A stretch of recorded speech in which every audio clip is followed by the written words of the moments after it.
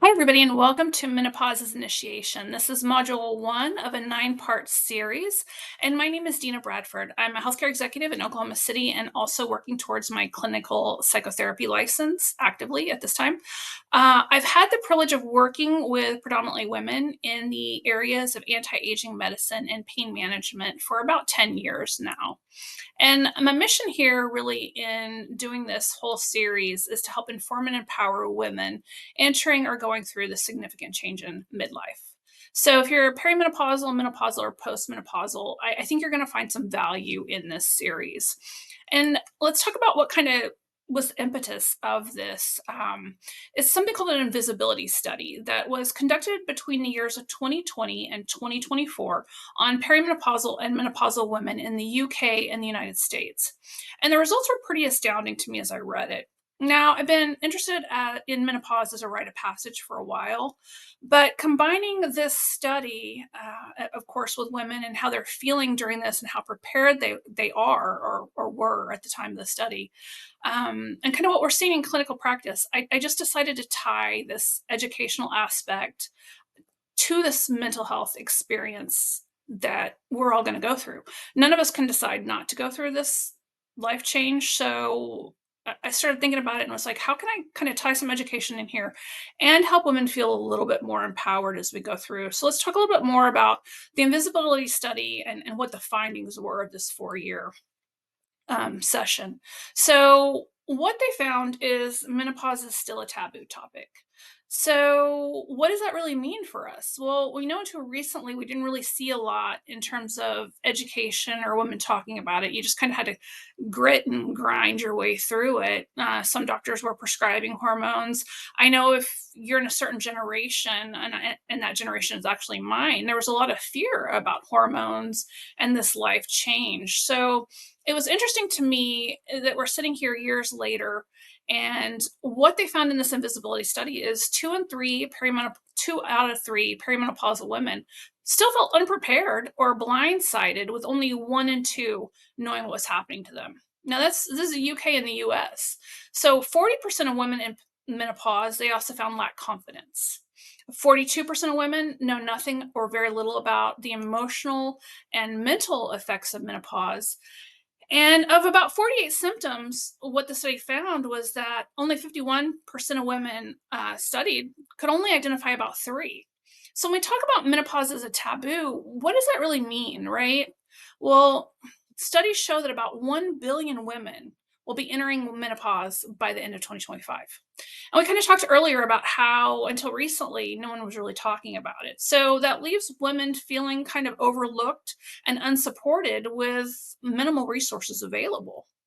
So, from a societal aspect, that overlooking, we're talking about a significant population of women that are feeling unsupported or ignored by brands, by retailers, by employers, by families, and that leads to a sense of isolation.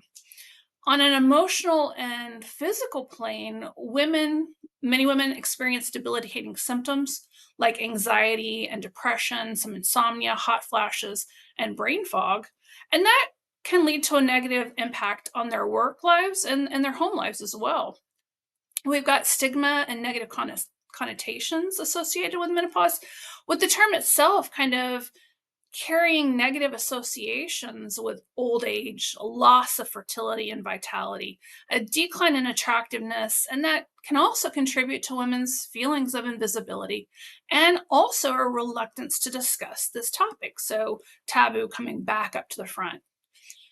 When we take this from a systems level, we're also looking at workplace disadvantages. An interesting point of the study was also that menopausal women are making up the fastest growing demographic in the workforce, but they're often overlooked for promotions and are not adequately supported in the workplace.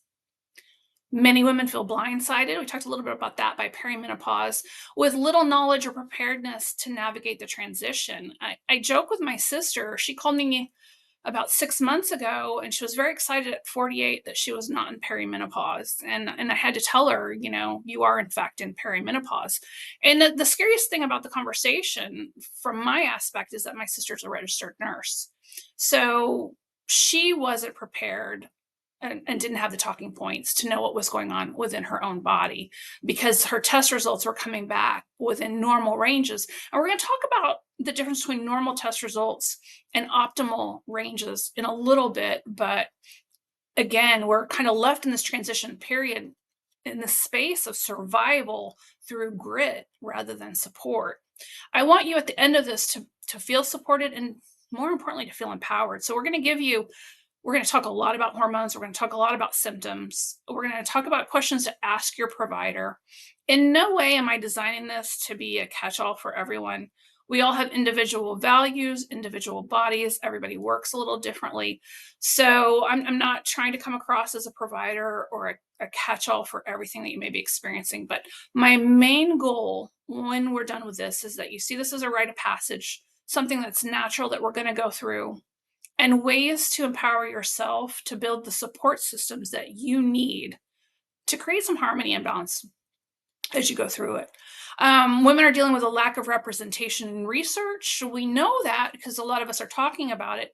But menopausal women and women in midlife and beyond are, in fact, underrepresented in scientific research, and especially in the areas of sports science. So when you're underrepresented as a population, what happens is there's a knowledge gap that occurs, and it makes it even harder to develop effective interventions. So at the end of this, the impact of invisibility is actually isolation. So women feel and experience loneliness and feel maybe irrelevant during this transitional period. And I don't really want that.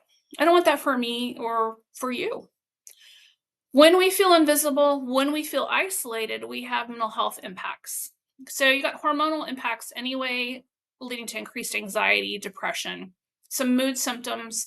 These are all common, partly due to hormones, but partly due to the lack of understanding and the support needed for these hormonal shifts. All of this together, what we're really talking about is a reduction in quality of life for females going through the midlife journey.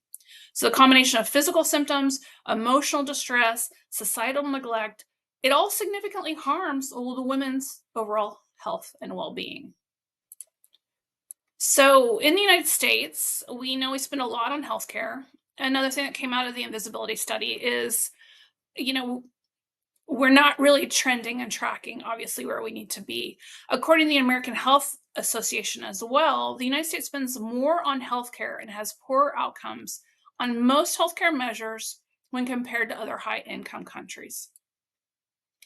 I'm going to talk about signs and symptoms. I'm going to keep talking about signs and symptoms throughout these sessions, because taking this back to my conversation with my sister, and the invisibility study, there's a lot of symptoms that are going to kind of sneak up on you and creep up on you. And I don't want you to feel blindsided. So I'm going to say these words out loud, but I'm not going to go through the comprehensive list today. I'm going to talk about some of the more common symptoms of menopause here in a bit, but you should also have I created a full list of menopause symptoms cards that have a lot of the symptoms on them, and then pretty detailed information about each one in a PDF in module 1. And I really encourage you to download that and kind of have it available when you need it. But let's go ahead and go through these. We're going to talk about acne. You might feel electric shocks in your body. We know anxiety, bladder weakness can happen. We've got some physiologic things happening in the body that we'll talk about later on, as well as the hormonal and the emotional, and bladder weakness becomes one of these things. Bloating, body odor, brain fog, shortness of breath. You may feel a little more heartburn. Dietary changes may happen where you were able to eat onions when you were younger, and suddenly you wake up one day and you can't really tolerate onions anymore. Breast size changes, decreased libido, skin texture changes. In the medical spa, I see this quite a bit. Taste and smell changes, changes in fertility or the decrease. Dental problems. I was actually surprised by this one. I did not know until I started doing the research, but dental problems is also a common sign and symptom. Depression, dizziness, dry eyes, dry mouth, fatigue, feeling cold, having headaches, heart palpitations and heart flashes. moving into irregular periods, irritability, some itchy skin. Joint pain was also surprising for me. We see this on the medical side of the house in the pain practice. Men kind of go through an andropause, the women go through menopause, but joint pain is a real symptom of this life transition. A lack of motivation, a loss of bone density. We'll talk about that a little bit more later too. Difficulty with concentration, a lowered self-esteem, we've touched on that a little bit, some mood swings, muscle tension, changes to nail structure. Your nails might get a little weaker, a little bit more brittle, feelings of nausea, night sweats, panic attacks, recurring urinary tract infections. Maybe you've never really gotten them and all of a sudden you're starting to get them.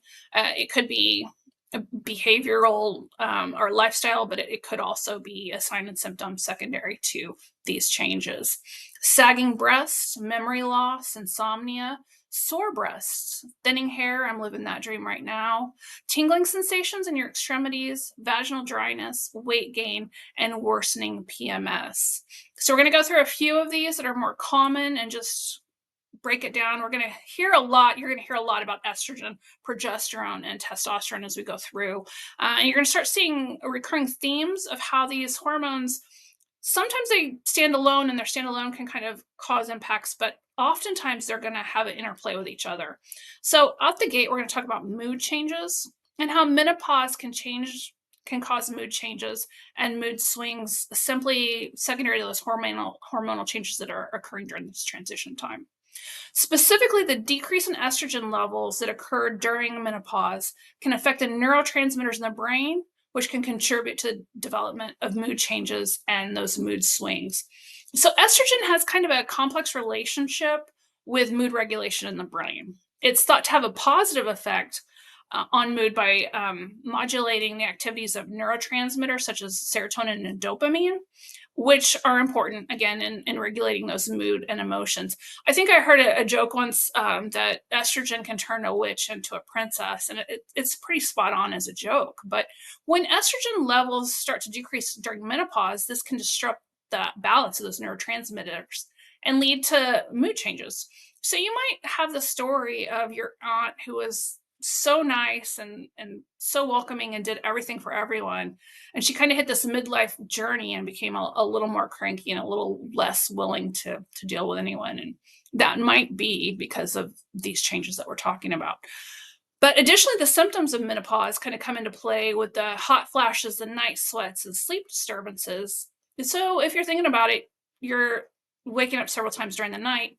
That may also contribute to some of these mood changes and mood swings because these symptoms are disruptive and they're uncomfortable and they impact the quality and the quantity of sleep, which definitely, again, impacts your mood and emotions. Um, and then, from a psychological impact, again, this being a significant transition in life, we can't discard or discount the feelings of loss. We might grieve our youth. We might have anxiety about the future and uncertainty. So all these things kind of can play together. I talk with my hands quite a bit, but all these things can play together with mood changes. Brain fog is another big one that I talk to women about. It's pretty common. It can be caused by a variety of factors, though. And so during menopause, the body's levels of estrogen and progesterone decrease, and that can affect brain function and cognitive abilities. But estrogen also plays a role in protecting the brain cells and promoting the growth of new brain cells. So decrease in estrogen levels can happen and create changes within cognitive function. And what that kind of ties into is going to be memory problems, decreased ability to concentrate, and a decrease in mental clarity. And again, going back to kind of those hot flashes and those disruptions during night and sleep, that can also contribute to brain fog. Anxiety and stress can also contribute to that.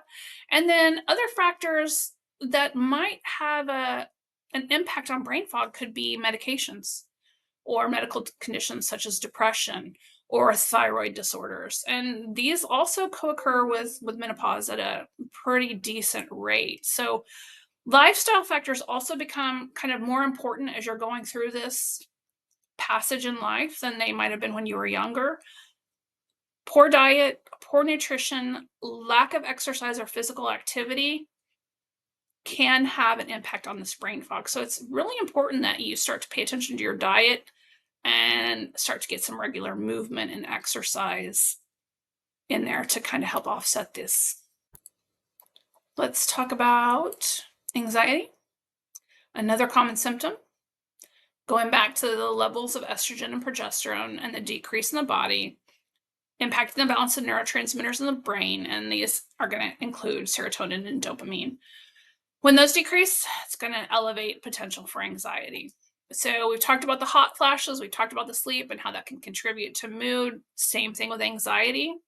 Another thing, you may increase your stress response, and that stress response is going to feed into anxiety. You may also have anxiety related to physical changes in the body, mood swings, all that going to play into it. Also, another thing that is probably not talked about as much is if you think about what's going on in the system or the family or the life as a whole during this phase of life, it could be that your menopausal journey is coinciding with children leaving home. It's that empty nest. Or it could be that you're having to take care of aging parents. All of these things kind of play together. So at the core, we've got hormonal shifts, but we might have something bigger. Maybe your spouse is looking at retirement. All of these things kind of can play together and increase that instance or that possibility for you having anxiety. If you've got a history of anxiety issues or depression, certain medications, of course, can kind of impact this as well. And going back to that poor nutrition and a sedentary lifestyle, all of this can contribute to an increase in feelings of anxiety. We're going to talk a bit about cognitive behavioral therapy later and kind of meditation and mindfulness. And I know they're catchphrases, but they can help to override the central nervous system in the body. We're going to talk about different techniques and ways that you can kind of manage and monitor your body holistically through this time using these techniques. And I think I have probably one in every session, one exercise that we'll do that you'll learn in almost every session as we go through it. But I found even within myself, I am prone to anxiety, that these cognitive behavioral therapy interventions, meditation and mindfulness can help to override these feelings of anxiety when I get them. Going on to difficulty concentrating, research suggested that women going through menopause can experience changes in their cognitive function. This includes a decline in concentration and memory. The exact mechanisms of how this works hasn't quite been fully understood or worked out. But again, they're the most widely accepted reason for this. The theory is that decrease in estrogen level again that occurs during menopause. So and we talked a bit before about how estrogen is known to have a positive effect on brain function. And that's going to include that memory and concentration. And so therefore it's kind of natural to think that a decline in estrogen levels during menopause can impact a woman's ability to concentrate and remember things. So estrogen again plays a vital role in the health and function of the brain and brain cells. And a decrease in estrogen levels can lead to changes structurally in the function of the brain and those cells. Various aspects can be impacted, including that attention, the memory, and the concentration. All kinds of comes together and plays into brain fog and forgetfulness.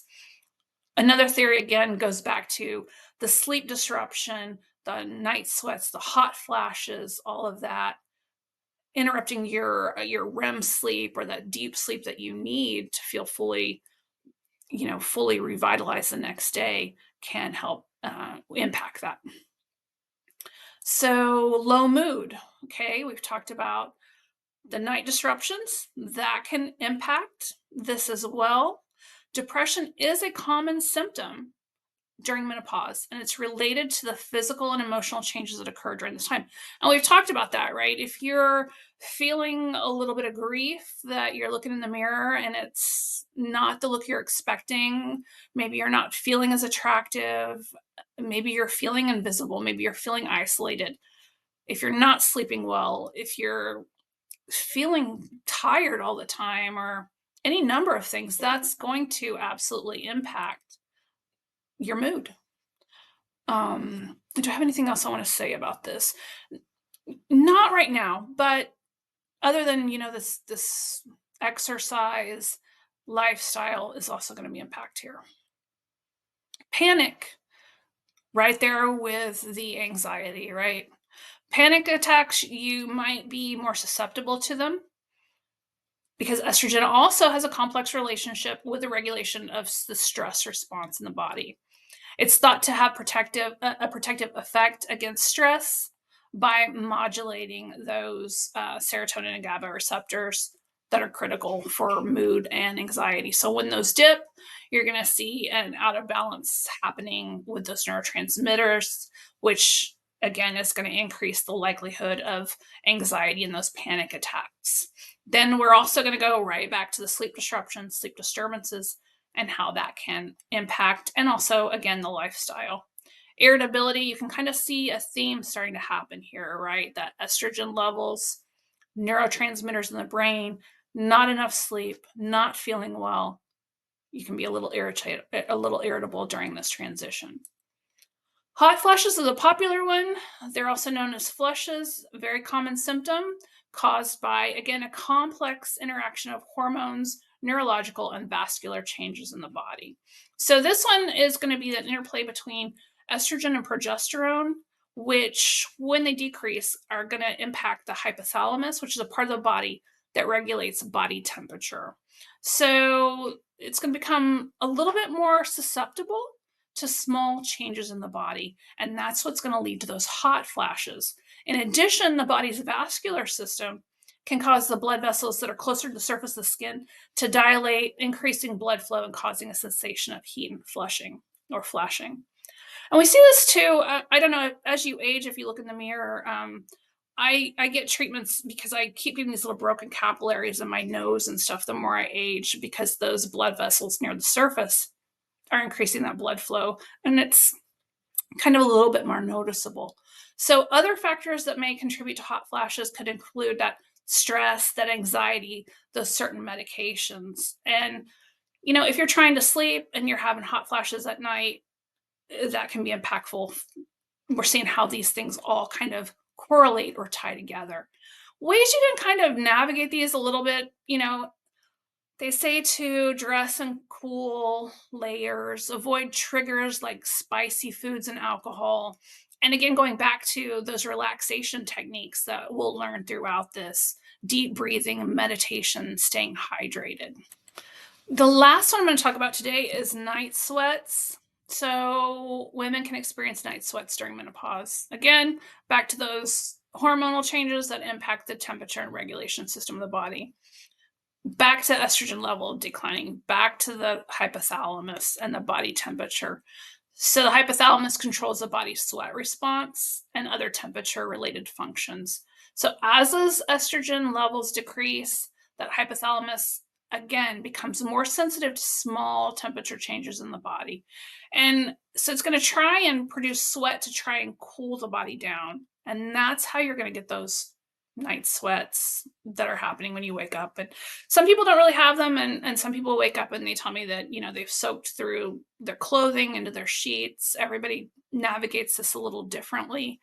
Hormonal changes can happen. Lifestyle factors is also big on this. So wearing too many layers of clothing or sleeping in a room that's too warm, you probably want to adjust your temperature to where you're sleeping a little cooler. Certain medications can also impact night sweats. I would talk to your doctor about this.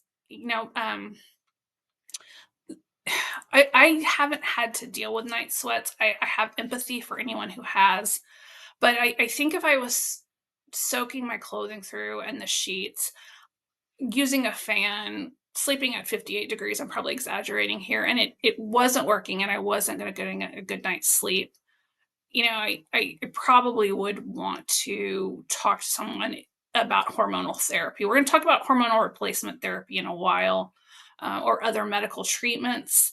I know a lot of people are really into natural treatments, and that's good too. But I think that this one symptom for me is a point where it's important for women to discuss their symptoms with their healthcare provider to just determine the best course of treatment. And if you don't like what the provider's saying, or you don't want to do that, great. But I think this one, from the outside looking in, is one that I don't think I'd want to experience on a regular basis. We're going to talk a lot more, like I said, going throughout this about hormones, about options. I just wanted to queue up some of these more common symptoms during this first session. And now we're going to kind of transition into what an initiation is, what a rite of passage is, and kind of get into the emotional mind, body, spirit aspect of this process that we're all going through. And it kind of starts in the space of something called initiation. So, what is an initiation? An initiation is a pivot point in life. And I like to imagine it, you're kind of in between two doors. You're in a hallway, there's a door in front of you, there's a door behind you. You're finding yourself that you can't go back to the past. You can't walk back through that door. It doesn't exist for you, it doesn't work. And you're kind of in this hallway and you're looking ahead to this door that you have to walk through. And maybe you're a little nervous about it.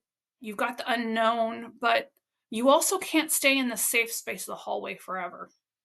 The safe space of the hallway is what we call liminality. It's kind of this space of in between. And we have to acknowledge that we cannot, as women, stay in the space of in between. We're going to have to walk through that door. Walking through that door and facing the challenge of menopause is the initiation. Opening the door and stepping through is not navigating an initiation. An initiation is going to be something that's difficult. So I think that if we have to navigate this difficult thing in our own way, because we're all a little different, that it only does justice to kind of look at this as a rite of passage. And if we look at it as a rite of passage, then we can kind of navigate this and maybe start to keep a positive outlook about what's happening, right? Taking the time to kind of hear the importance and acknowledge a call of the sacred. An initiation is acknowledging the call of something special happening in our life, something big, something powerful. And of all the things we do, this is most definitely one of those. So Thoreau writes about the soul and ascension of states. And when he's writing what he's talking about, he says this so much better than I ever will. But we're going to have moments in our lives where we are challenged on a soul level. And we need to rise and face that challenge head on to grow from a spiritual aspect.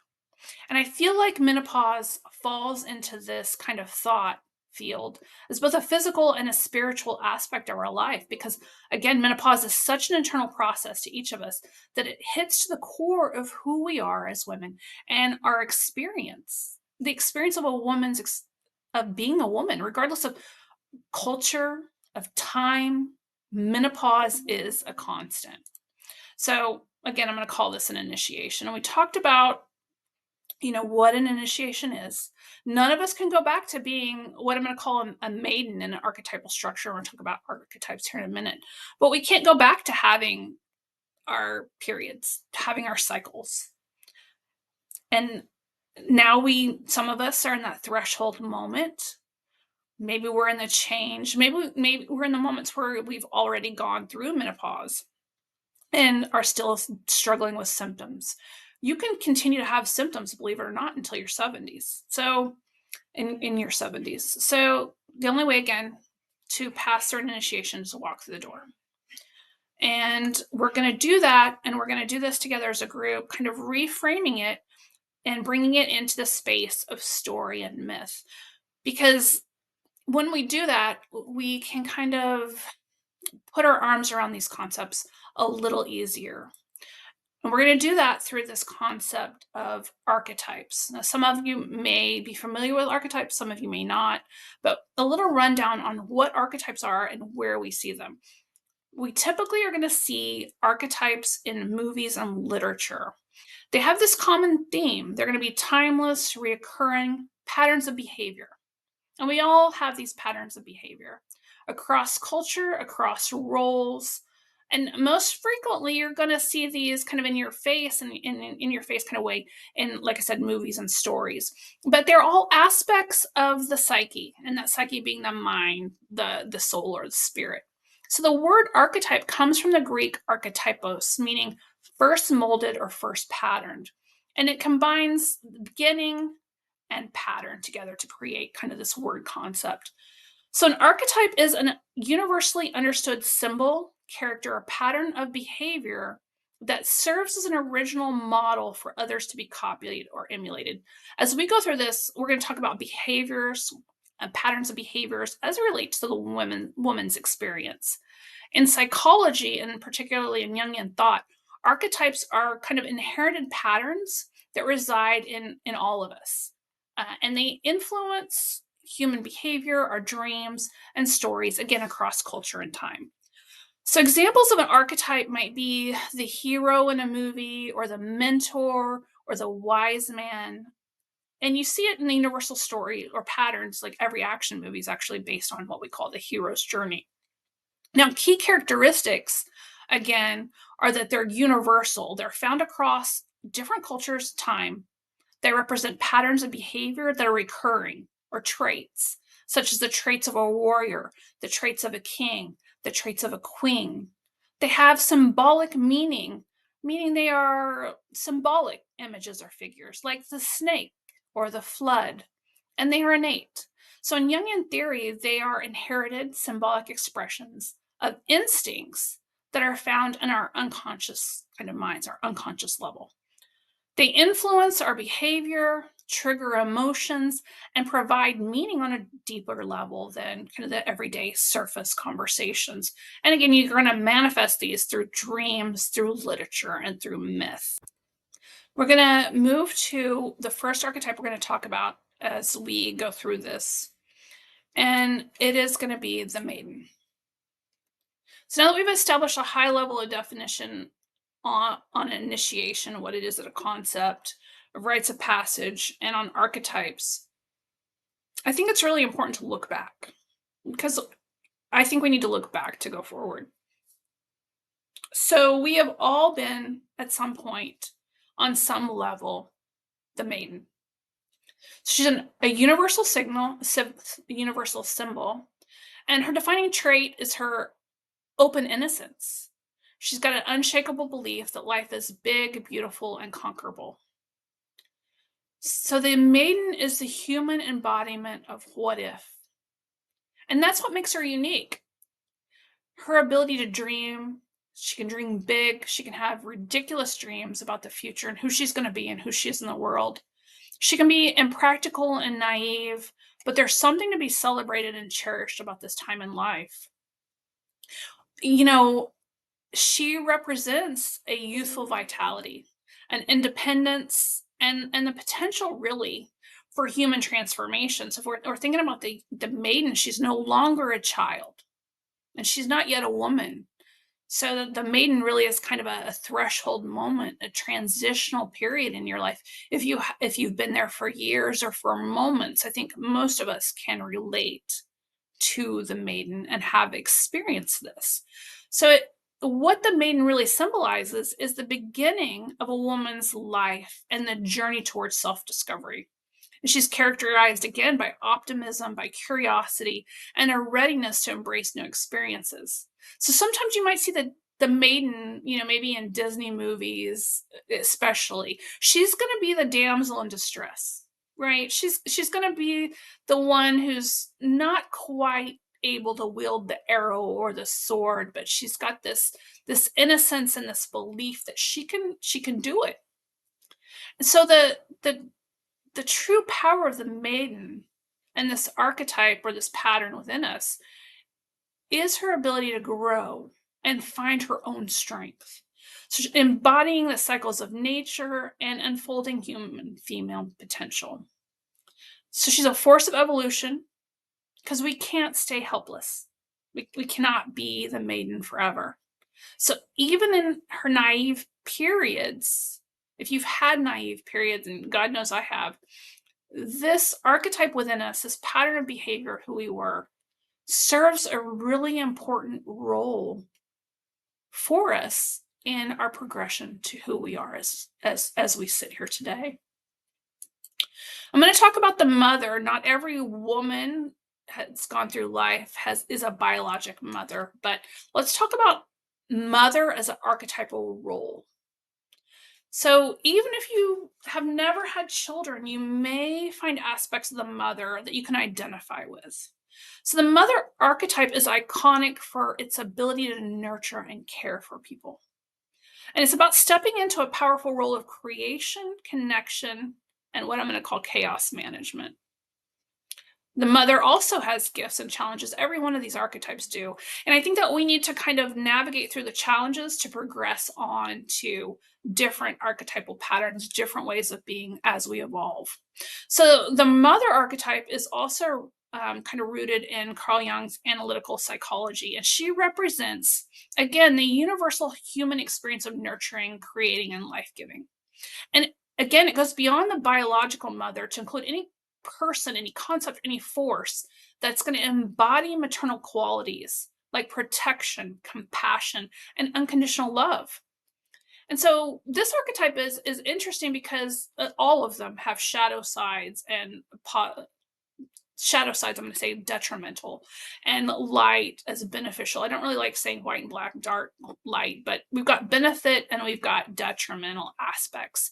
And the gifts of the mother, when the archetype is expressed in its healthy form, she's going to have profound strengths and positive influences. We're going to see that unconditional love, that nurturing and caregiving, the ability to foster the growth and the well being of others. So it's going to be raising children or maybe mentoring or caring for a community. It can also extend to creative pursuits and projects. She's going to have empathy and wisdom and an innate understanding of the emotional needs of others. And that's going to allow for perception and guidance and support. So the mother has a wisdom that's gained from life experience and a deep understanding of human nature. She's going to be protective, a fierce protectiveness over loved ones, kind of like that mama bear that we hear about. Emotional resilience, she's going to be steadfast, stable, strong, and she's going to be kind of a center of support for others during uncertain times. The mother, in her best avenue and her best place, is generous. She's got a willingness to give her time, her energy, her resources. She has abundance and creativity as well. Now, the challenges of the mother archetype, and I have walked both sides of this coin as well. The shadow or unhealthy aspects of the mother can arise when her natural desire to nurture becomes distorted.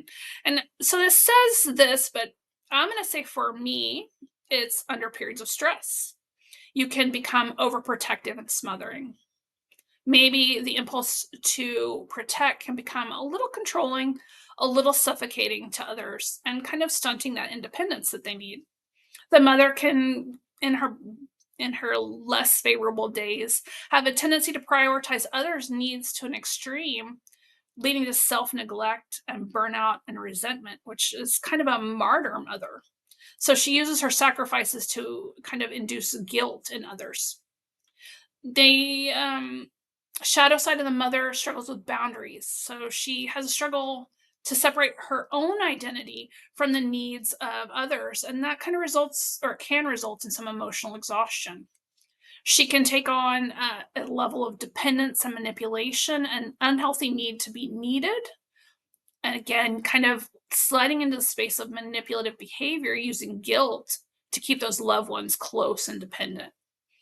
She can have a fear of loss, losing loved ones and their independence, and that can kind of fuel overcompensation and lead to anxiety. And we talked about that a little bit when we talked about anxiety and children leaving home or spouses getting ready for retirement. So you can kind of see how we've got the hormonal changes going on. But if we look at it at a deeper level, we've also got some emotional and behavioral aspects that can kind of feed some of these symptoms and some of these things that we're going to. She could have difficulty letting go. So the inability to accept that her children or her proteges, the ones that she's mentored, must eventually leave and evolve. And that can lead to conflict in relationships. At our kind of most chaotic side, we're going to see the devouring mother. And in its most extreme shadow form, this archetype mother can become emotionally and physiologically or psychologically draining. And it's because the character can become selfish and obsessive in her love, kind of effectively devouring the life and individuality of the person that she's mentoring or the child. So I say all that to kind of say this. We're getting close to the end of session one.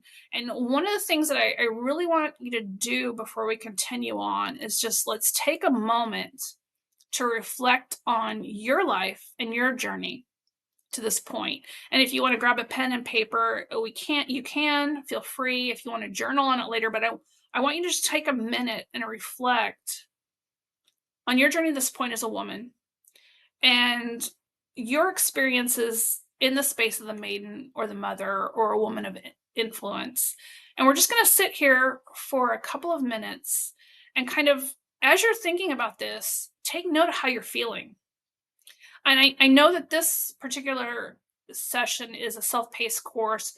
We're going to move into virtual online groups and stuff like that. But just within yourself, I think this is an important moment to kind of pinpoint your emotions. You might not have any, you might have some.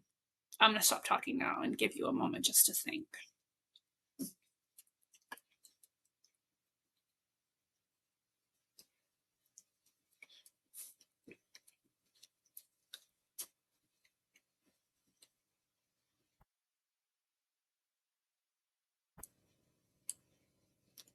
All right, now that we've done that, let's just take kind of a quick deep breath to get recentered.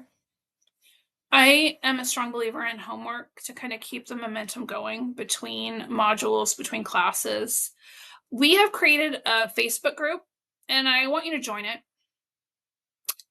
Between here and the next module, I would like it if you would do a personal journal.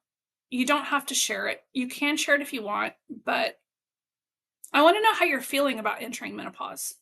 And more importantly, I want you to know how you're feeling in this moment when you look back in days or weeks or months or years. Are you excited? Are you nervous? Are you scared? And why? This is going to become important later when we start moving into exercises, especially these CBT exercises like I talked about. But more important than that, I really like the concept for you of being able to take a look back. Now, I want you also to do a Facebook group share. And this is a little art project. You don't have to be an artist. You don't have to do anything crazy with this, but I'd like you to draw or paint or use mixed media or whatever you like. If you want to do a little thing of clip art, it doesn't matter. I don't care how you do it. But I want you to think about a time when you went through an initiation in life where you had to do something that was difficult and you didn't have a choice about it, but it turned out to be good for you. So something that you had to do that you're afraid to do, you did it and you were able to successfully navigate this call of initiation or this challenge of life. And once you do it, I want you to share your art and the story about the art to the Facebook group. Uh, and this way we can kind of give each other support and reflect on our individual and our collective capacity to transform.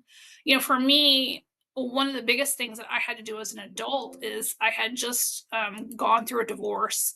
I was working at the University of Oklahoma in Tulsa, and I got a call to come up to Oklahoma City, where I live now. I'd never been in the city before, had no family, and I had a 12-year-old at the time.